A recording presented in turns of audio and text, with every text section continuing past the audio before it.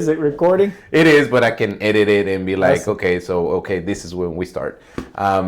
So, good morning, Robert. Good morning to you, Mr. Lewis. So, tell me, how did you start in the industry? It's kind of crazy. My story with the whole industry started when I was looking for a house. So I actually started looking for a house with a competitor, and I ended up going to work for that competitor. The salesperson that I purchased my home from was a really, really nice lady, and she kind of took me under her wing, and she was like, you should get into sales. I don't know what she saw. I mean, maybe it was I don't know, maybe my wacky personality or whatever. I don't know. And then she kind of trained me, and she's very professional, high ethics, very ethical. And she taught me, that's just kind of the way you do things. And so that kind of stuck with me, and the more she taught me, the more she taught me, the more she taught me. And then probably, I guess about 2 years in, she had to make a move out of state, and so she suggested me to be the sales manager there. And so So she was the sales manager? yeah, she was the sales manager. My salesperson that I purchased my home from was the sales manager. And it just took off from there, But about 2 years in, she had to move out of state.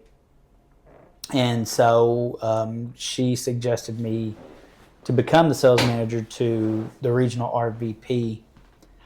And so I was a salesperson for 2 years, a sales manager for 10 years, and a general manager for 8 years with a competitor. Oh, wow. Yeah. Yep. And then So that was 20 years? it was almost 20 years to the date. And then my youngest daughter graduated high school. And I was like, man, 60 to 72 hours a week.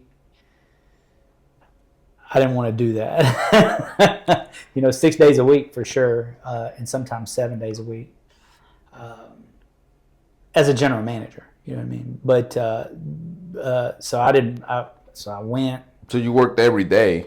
Yeah, pretty much. Every once in a while, I'd get a Sunday off or something like that. But yeah, it was. So you guys worked Sundays too? Yeah. Yep. Back in the old days, everybody worked Sundays, and I think the industry has kind of slowly phased that out over the last 3 or 4 years. The industry's kind of phased working Sundays out, which is good because everybody needs a little break. But then, so went and talked to my RVP. Said, "Hey, look, I just want to stand regional vice president. I just wanted to stand down as a GM, be a salesperson again." He didn't like that. And so he's like, "Well, if you can't be a general manager for me, then we're just going to have to part company." So I said, "Okay." And then Jared that works here worked for me. He was my sales manager at the competitor. Oh, he was a sales manager? Yeah. Okay. Yep. He was my sales manager at the competitor that we worked for. And he actually left and came here for the opportunity that he would have here. And then after I left my job, I was talking to him, and he said, "Well, maybe you should come over to American Home, see if you can start over there." And now I've been here for 5 years. Well, I'll be here 5 years the second week of January. That would put me officially 25 years doing this. Wow. Oh no, it's a long time. It is. But I can't imagine doing anything else. It's fun. Yeah. You know. And you get to help people, get to help folks get into a house, which is probably more important than the fun.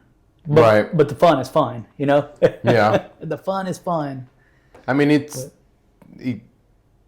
feels good to help people. Oh, it does. It does. But you can change people's lives, you know what I mean, where they're in a bad situation. And they live in a rough part of town, or they feel threatened in a certain way, or maybe their houses are falling apart. Maybe dad died, mom needs to be taken care of, or vice versa. Or, it just puts people in better situations. Or it's affordable. That is a big one. Yeah, being affordable is a plus for sure. Yeah. But it just feels good to be able to give folks a hand. Mm-hmm. Yep. How'd you get in the business? I was selling cars. Selling cars. I was selling cars. So you know all about the hours. Yeah. I was working bales. They call it bales, but it's like bell to bell, bell open to to close. bale, open to close. Yeah. I've heard the term before. Yeah. And I was working from 9 to 9, and you sometimes you had to be there like an hour early because you had like the meeting. Right. And I think there's a law where they can't operate on Sundays. Yeah, it's called. I think it's called the blue light law. Mm-hmm. I think. Mm-hmm. So that's the only reason they close. Otherwise, they would be open. Right. Yeah. Like, Bell to bell, 7 days a week. yeah, they'll work you as much as they can. And so I had another day between those days, like Wednesday or Thursdays off. But it's still like if you had a customer, you gotta come in because if you don't sell, you don't eat. Yeah. Basically. And so it was hard. I did that like for 2 or 3 years, something like that. Right. And then I was living in Wills Point at the time, and I saw that they were hiring at A competitor. yeah, and they were like literally down the road from my house. That And makes I it was nice. like, yeah. So I was like, oh, I need to check that out. Sure. So I went there.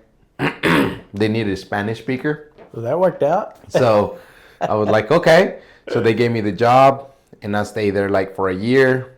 I didn't like the manager, the way that he was doing business. So I left there, and I ended up over here. While I was working there, I think it was 2019. While I was working there, I was working to get my real estate license as well, Right. like online. Sure. on my downtime. So I got my real estate license, and you got to have your license to sell manufactured homes. So I got that with that company in 2019, and then I think I got my real estate license in 2020, like the beginning, I see. like right before the whole coronavirus Right. thing came out. And Well, but that's helpful with helping customers find property and stuff like that. Yes. So and that's the reason I got it, because whenever I was selling manufactured homes, one of the things was I want to buy a manufactured home, but I don't know where to put it, or I don't have a place to put it. Right. So that's how I end up over here.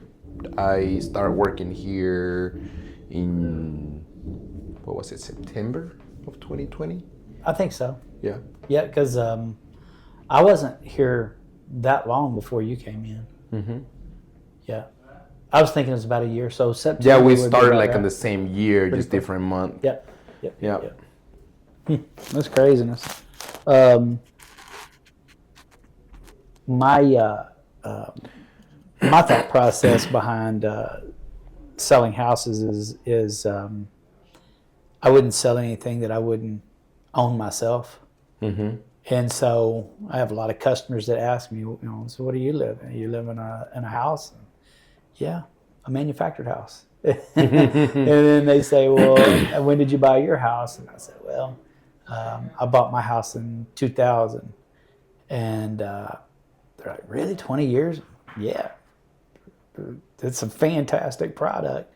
And I tell people, I have actually taken customers to my house that's local to my area, like my little town. Like there's bigger towns around me that people come here from. It's not that far away.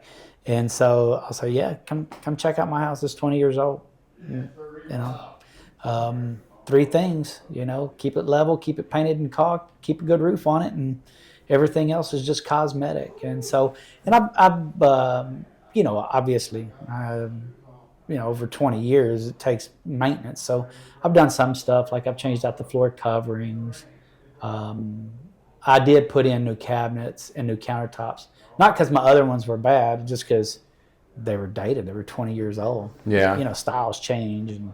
And so the white cabinets become popular 3 or 4 years ago. So I did white cabinets and just kind of, touched it up. But everything else is all straight from the factory.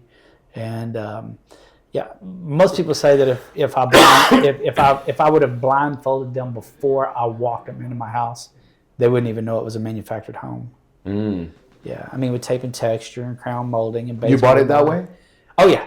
You bought it with tape and texture? When I first bought my house was the first year that manufactured homes started being able to be tape and textured. They did something back before that. Now this is just me being a nerd. Before they were actually taping and texturing the houses, they did something else before that. It was called blue nailing. And so what that means is they would put the sheetrock up and they would nail it into the studs, and but it was a raw finish. It wasn't finished out. And then once it got to the property, customers had the option of either hiring the factory guys to come out and do the tape, mud, texture, paint, crown molding, baseboard, all of that good stuff. Or they could hire a private contractor to come out and they can do it themselves. Basically. Yeah. Yep. And so that was the way the sheetrock was introduced. Like tape and texture was introduced to the industry. Mm-hmm. And they did that I think they started doing that like in 96, 97. Well, I didn't buy my house until 2000. And so the manufacturers got really, really good at sheetrocking. So like in 99 or something like that, they started taping and texturing. And the only problems that they had was like, they would get cracks over the windows and stuff like that from where the house would flex going up and down the road. And they figured, well, we send a technician out there and fix that in 30 minutes. So so they just kind of started including it. So by the time I bought my house with tape and texture in it, they'd already been doing it. They started doing it. And when my house arrived, I'm a typical customer. I walk in, I'm like, oh, what is this? What is that? And you're looking for all the defects, and it was pretty hard for me to find any, cosmetic defects at all. The little surface cracks and stuff like that. But man, the technicians that work for these factories are just fantastic. They go in there and you would never know that there was anything like any crack at all in the sheetrock. And so it worked out pretty well for me. And so back to my story, like I've invited people out and they were just amazed at what a 20-year-old manufactured home, can look like. I'm a bit different. You see my trucks and all that stuff. I'm like washing and vacuuming and making sure everything is, and I do the same thing with my house. But I can tell you the only thing that I've done with my house is made sure it was level. And like my house has been in the same spot for not 20, it's 24 years, right? Yeah, because, in June of 2024 would be 24 years, so almost 25 years, 24 and a half years. They've never had to put a jack underneath my house at all. Not one time. They've never had to re-level it. They go out there and they string the level across, and they look and they're like, "Yep, you're within spec." So, but I have them do that like every 3 or 4 years just to make sure kind of like preventative maintenance. And so never had any issues with that. But I have painted it like 4 times and painted and caulked. That's not bad. No. In 20 years, that's 20, almost 25. It's probably time for me to paint it again because I think like the every last 6 time years. I did it, I think the last time I did it was like 2021. But it's not really for the paint. It's just maybe, like, I guess the main reason why I paint and caulk is because the caulking. Caulking is more important to me than the paint because, I think they use the guy that I use. His name is Jerry. He uses. I'm a big fan of it. Glidden paint. And the reason why I got started using Glidden paint was because, when I went back to Sherwin-Williams, they didn't have the exact color that I wanted, and they tried to mix it, they couldn't get it right. So, and I'm kind of weird about that stuff. So the exact color that I just happened to go get Glidden because that's what was on the little swash. And so then I just used it, and it holds up great. I never had any issues with the paint, like not even fading or anything. But my house has been, they call it, I can't remember, it was country. It's kind of like a light powder blue, like a baby blue with white trim. And then I got tired of that about 7 years later. I had them come back in, recaulk, repaint, and it went to like a beige with like all the fads, right? Like you see it, you're like, oh, I like the way that looks, and then you go do it on your own house. But yeah, that's the 3 things, man. You keep it level, keep it painted and caulked, and make sure you check your roof after a major storm. Like you would do those same things if you had a house built. It's just kind of the things that you have to do. Right. So manufactured housing is no different. It's like a pier and beam. So it's real similar to a pier and beam. Yeah. Real similar to a pier and beam house. Yeah, that's what I was talking to Ron about. Oh yeah. Yeah, it's just like a pier and beam. Yeah. Yep. I have a pier and beam, and it was built like in the, I can't remember if it's 60s, 70s, 80s, somewhere in those years, and one of those decades. And if I could put a new manufactured home in there instead of my house, like take my old house out and put a manufactured home in there, I will do it in a heartbeat. Yeah. Yep. Like I wouldn't think about it twice. Yeah. I mean, they just build better. Right. Well, what's great about the product is everything is built in a controlled environment.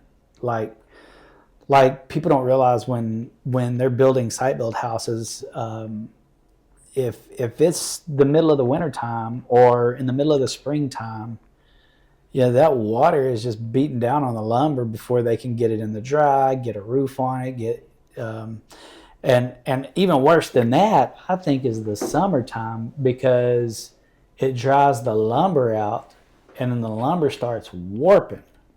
Like the sun will dry the moisture out and you'll have a straight board going, it just starts. And so they have to take precautions on getting that straightened out. And once it warps, it's a permanent warp. It's, you know what I mean? It's going to constantly want to go back to being crooked. Well, I work for a builder, and one of the biggest things or issues that I saw was the walls will be like that. Right. Curved. And I never seen that in a manufactured home. Well, it's because everything is stored in an interior, in a facility, so it doesn't have a chance to. And they make the same house over and over again, so it's exact the same thing, and it's just more accurate. Yep. Everything is accurate. It's more flush, more square. It's they do it. It's, well, I mean, if you think about it, everything, that mouse is made in a factory, that computer's made in a factory, that piece of paper is made in a factory, your watch, your cell phone, cars, trucks, everything is made in a factory.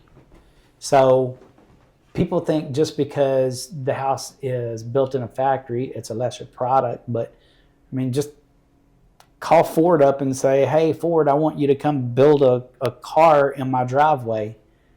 They could do it, but it would cost you a lot more, and it's probably not going to be as good a product as going right down that assembly line. Boom, boom, boom, Yeah, boom. because they already figure out how to do that product. And what else is great is the same person does the same job every single day. It's not like, oh, you've got this crew coming into frame on this day, and then they get moved to another job, and then you have another crew come in and pick up where that crew's left off. Or, you know what I'm saying? Like it's the same people doing the same thing every single day, and it just works better. I think so. It sucks that you can't have manufactured homes inside the city limits. Yeah, that's going to change. I think it'll change eventually because the value of manufactured homes continues to rise. And we all know that the city wants the most tax dollars that they can possibly get. So as the home values on manufactured homes start to rise, then they will kind of relax that and be able to collect them tax dollars. I mean, I get it. I'm okay. I'm okay with some restrictions. Like sometimes I have customers that have a lot, and the lot has, okay, your house has to be a minimum of 1,800 square feet. Right. You know, it has to be a double wide. It can be vinyl. Has to be smart panel. Which, by the way, we don't carry any vinyl unless you ask us to, and then we can order it. But all of our houses are a smart panel or lap siding.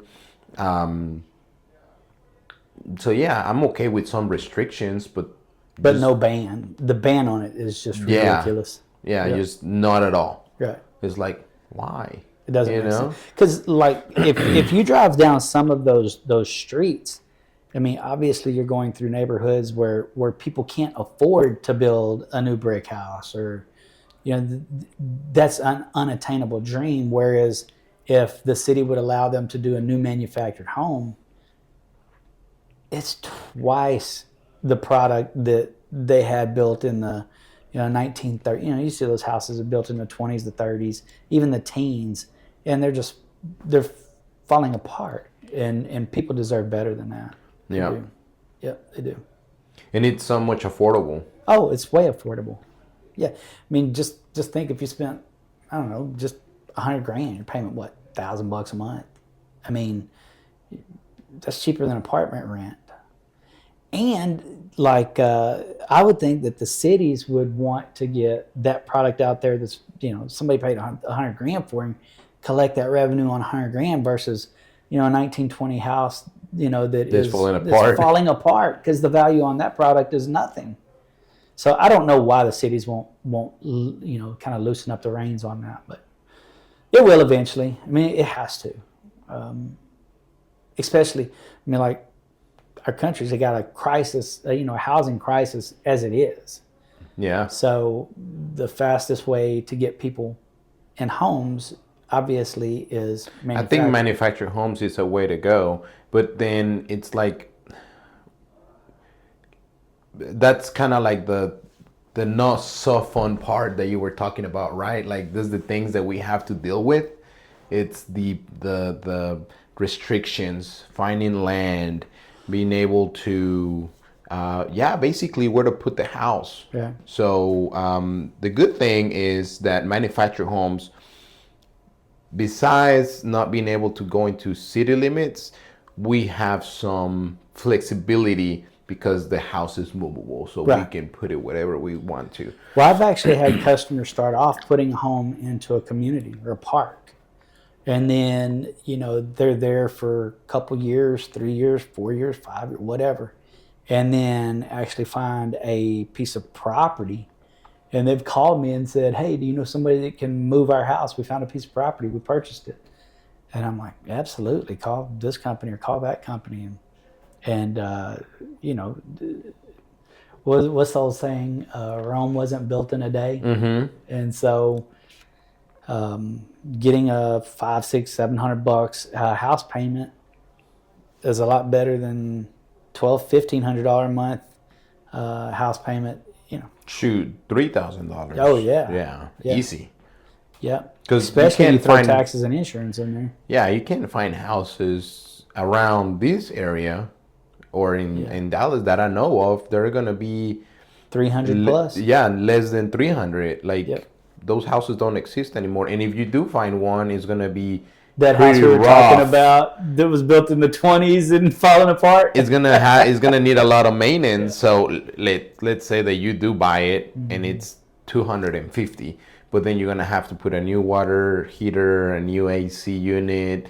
Probably the vents are not gonna be like usable. You're gonna have to redo the whole electricity. Like people don't realize, like even houses built back in the 70s, like they don't have the same technology. Like the electricity, they don't have enough outlets because people didn't use that much electronics back in the day. So they didn't need that many plugs.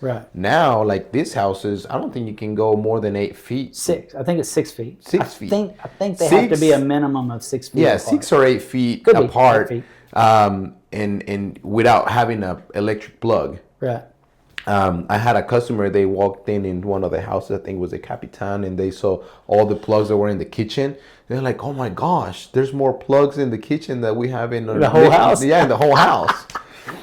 So yeah, that's one thing. The other thing, it's PEX plumbing, you know. Yeah, that old PVC and even copper. I mean, copper's a good product. It's just if you're not a plumber and you have an issue, that means you gotta, cut it and then put the fitting in there and get a torch and. I don't know how to do any of that with PEX. I mean, you put the fitting on there, put your clamp, and you're good. Done. Yeah, you're good. And if it freezes, not if it freezes, when it freezes, you don't have to worry about it. Right. Yeah, it's not going to bust. Copper will bust, PVC will bust, but PEX won't bust. Yeah. It's a good product. It's a real good product. The windows on the houses, like all the houses that we have here are new. Right. So all these houses are gonna have the new electricity, the PEX plumbing, the double painted windows. Well, they're not just double pane; they're thermal pane because they're gas charged in the center. So yeah, I mean they let not a whole lot of UV rays come through. Windows can be a killer on your electric bill, but the windows that we carry are very they're very energy efficient. No heat transfer through the frames. Lets very little light, very little UV ray light through the. I mean, it's bright like a normal window. Like you can see the sunlight through it, but if you put your hand in front of it, you can't feel any heat. There's no heat transfer through the glass. And that's important, man, because there's more cost to homeownership than just your payment. Right. Electric, maintenance. You want to buy a product that not going to carry a whole lot of maintenance. And it's easier maintenance because the house is already. It's up. Yeah. It's up. So everything is accessible. Exactly. Very easily. And if you have a concrete foundation, that means that you have to break that to get to your plumbing, for example. Yeah, if you have any plumbing leaks or anything like that in the slab, it's expensive. I know a guy that had a leak in his slab, and they had to tear his floor covering up. Then they had to take a what was called jackhammer, bop, bop, bop, bop, bop, bop, bop, bop, bop, bop, bop. And then after that they fixed it, and then they had to come back in. They have to do some sort of special concrete treatment or something like that, or that's what he told me. And then they cut out a perfect square, drill holes in it, put steel in it, pour concrete back over to cover it, and then they had to do all new floor coverings in that room. So I think he said it was a little over $10,000 by the time it was all over said and done. Wow. Yeah. So if you have a plumbing leak in a manufactured home, it's literally put your little junction in there and crimp it up, and you're done. Right. And then of course you don't have to worry about busting concrete up. That's a no-go on manufactured housing. And that's just to mention one thing, right? Like Oh yeah, there's a Leveling million of the examples. house, that's another expensive thing if you have a regular, Like a concrete slab like a house. concrete Oh slab yeah, or even house. a pier and beam house. Because when they build from what I understand, when they build pier and beam houses, there's no minimum height that they have to keep it. So a lot of times, like Ron just did it on his house. They had to cut the subflooring out to be able to get to the pier so that they could jack it up, shim it, so forth and so on. Man, it's an old house. But like on a manufactured home, you have to have at least 18 inches from the frame to the ground. Or, you see what I'm saying? So I might struggle to get under it, but you got a guy skinny, he can slide up underneath it and get your house leveled out, no problem. So, but yeah, it's just like I think my guys charge me like $250 to come out and check it. And if it's out of level, I don't have to pay the $250 extra. They just go ahead and level it. And I think the last bid I got was like, if they had to level it, was like $950 or something like that. But if you have to go re-level a site-built house, you're looking between, it's minimum 10 grand. Yeah. That's where they're going to start. Yeah. On a slab could be, who knows? Right. 30, 40 grand, especially if like you have a slab break or something like that, or crack where it's out, out of sorts, and they have to drill through and bag it and put cables in and zip it all together, and that's just a Band-Aid. It's not going to be a permanent fix. Right. Because, it's cracked. It's broke. Yeah. Yeah. So what do you see the most? I know it's kind of like it changes, but right now, what are you seeing more of? Like the people, what do they need help the most? Land and down payment is what I see the biggest thing that people are struggling with. And it's tough when somebody says, hey, I want to be in this town. You know what I mean? Like if they're in a town that has the population of, say 20,000 people, that may only give you a 5-mile circle to be within. You know what I mean? Whereas if somebody says, hey, listen, I want to be in this area, or I want to be in this county or within this county or this county, that, you know what I mean? That kind of opens up Pandora's box, because then it gives you a wider circle that you can kind of pull from. And so the more flexible people are, used to, if you think about it, like somebody says, I want to be, 10 miles from my job. And you find out, okay, well, that 10 miles is a 30, 40-minute drive.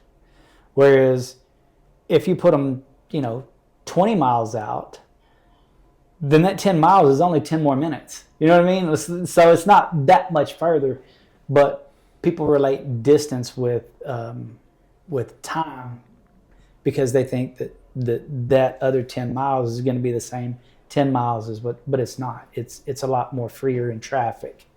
And so that helps a bunch, once they go, okay, well, and I just do it Google on my phone and go, hey, from this address to this address, distance, and then it'll say, and I say, how much time do you think? Oh, that's got to be an hour and a half. And you go, nope. Instead of a 35-minute drive, it's a 45-minute drive. I mean, can you do 45 minutes? Do 10 more minutes to save, a boatload of money? You know what I mean? And that usually helps folks. And then the other thing I said was down payment. And a lot of people have down payment, and they just don't realize they have down payment. You have a guy that's been on his job for 4 or 5 years. He may have $30,000-$40,000 in his 401k. And there's ways that you can pull money from your 401k without being penalized, or without.